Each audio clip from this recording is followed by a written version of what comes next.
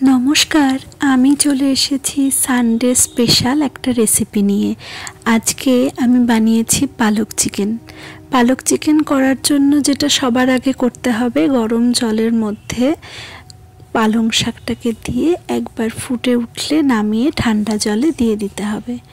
চিকেনটাকে লবণ আর আদা রসুন কাঁচা লঙ্কা বাটা দিয়ে আর একটুখানি সর্ষের তেল দিয়ে মেখে তেলের মধ্যে হাই ফ্লেমে ভেজে নামিয়ে নিয়ে ওই তেলের মধ্যেই ঝিরিঝিরি করে কাটা পেঁয়াজ দিতে হবে। পেঁয়াজটা ভাজা হয়ে গেলে আদা রসুন কাঁচা লঙ্কা বাটা দিতে হবে। তারপরে দিতে হবে পালং শাক আর ধনেপাতা আর কাঁচা লঙ্কা বাটা। সেটা দিয়ে কষিয়ে যখন তেল ছেড়ে আসবে তখন তার মধ্যে দিতে হবে ফ্যাটানো টক দই। টক দইটা দিয়ে আবার যখন তেল ছাড়বে তখন সেই ভাজা চিকেনগুলো দিয়ে কষাতে হবে। কষানো হয়ে গেলে পরে একটু জল দিতে হবে। আমি বাটি ধোয়া জলটা দিয়েছি। তারপরে যখন আবার তেল ছেড়ে দেবে তখন ওর মধ্যে দিতে হবে কাজু বাটা। ব্যাস, এবারে নামিয়ে রেডি হয়ে গেল পালক চিকেন। কেমন লাগলো